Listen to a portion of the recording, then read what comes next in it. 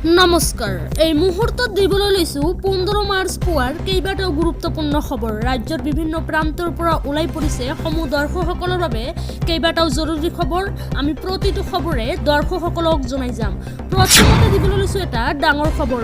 BJP UPPL এৰি কংগ্ৰেছলৈ কেইবাগৰাকীও নেতা কৰ্মী বিটিচিৰ নিৰ্বাচনৰ পূৰ্বে চিৰাঙৰ বিজনীত কংগ্ৰেছৰ বৃহৎ যোগদান কাৰ্যসূচী আৰু কোৱা হৈছে যে নিৰ্বাচনৰ পূৰ্বে বিজেপি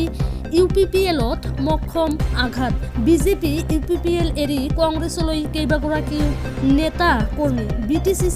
বিটিচি নিৰ্বাচনৰ পূৰ্বে চিৰাঙৰ বিজনীত কংগ্ৰেছত বৃহৎ যোগদান কাৰ্যসূচী বিজেপি ইউপিপিএল বিপিএফৰ পৰা 42 গৰাকী নেতা কৰ্মীৰ কংগ্ৰেছত যোগদান বিটিচি নিৰ্বাচনৰ বাবে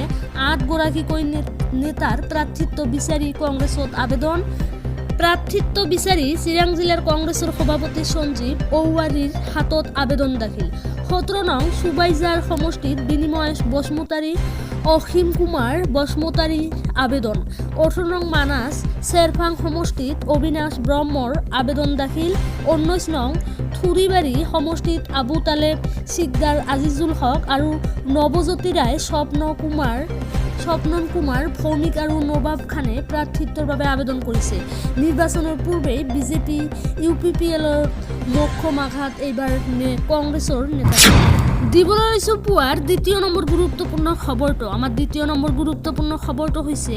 এতিয়াৰে পৰা জনসাধাৰণৰ সৈতে আৰক্ষীয়ে কৰিব লাগিব ভাল ব্যৱহাৰ এতিয়াৰে পৰা অপৰাধীকো তুমি অথবা তই বুলি সম্বোধন কৰিব নোৱাৰিব আৰক্ষীৰ শিষ্টাচাৰক লৈ আহি গ'ল কঠোৰ নিৰ্দেশনা জনসাধাৰণক তুমি অথবা তই ক'লেই বিপদত পৰিব আৰক্ষী প্ৰতিগৰাকী ব্যক্তিক আপুনি বুলি সম্বোধন কৰিব লাগিব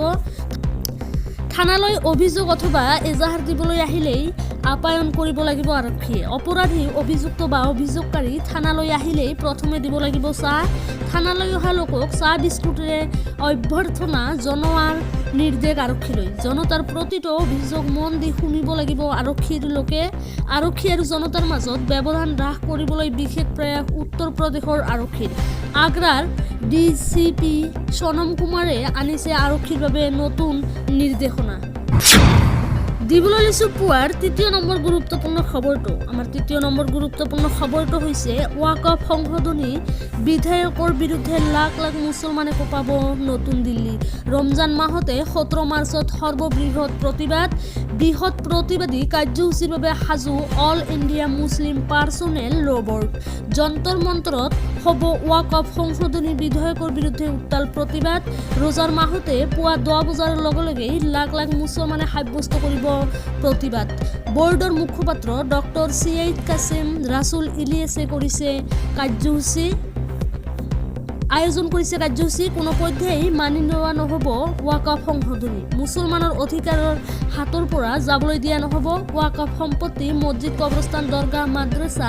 আদি দখল আৰু ধ্বংস কৰিবলৈ দিয়া নহ'ব প্ৰত্যাহাৰ কৰিব লাগিব ৱাকফ সংশোধনী বিধেয়ক চৰকাৰে সিদ্ধান্ত সলনি নকৰা পৰ্যন্ত হ'ব প্ৰতিবাদ দিবলৈ লৈছো পুৱাৰ শেষৰ গুৰুত্বপূৰ্ণ খবৰটো আমাৰ শেষৰ গুৰুত্বপূৰ্ণ খবৰটো হৈছে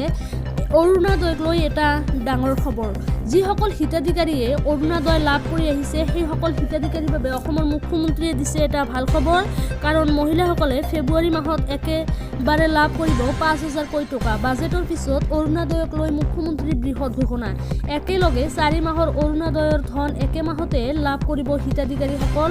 4 মাহৰ 5,000 টকা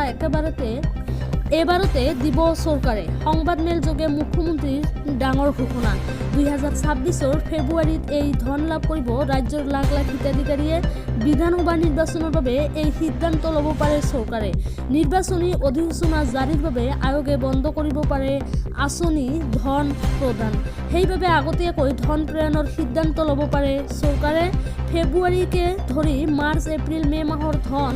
একেলগে দিব চৰকাৰে বাজেটৰ পিছত অৰুণোদয়ক লৈ মুখ্যমন্ত্ৰী হিমন্ত বিশ্ব শৰ্মাৰ বৃহৎ ঘোষণা একেলগে 4 মাহৰ অৰুণোদয়ৰ ধন একে মাহতে লাভ কৰিব ৰাজ্যৰ লাখ লাখ অৰুণোদয় আঁচনিৰ হিতাধিকাৰীসকলে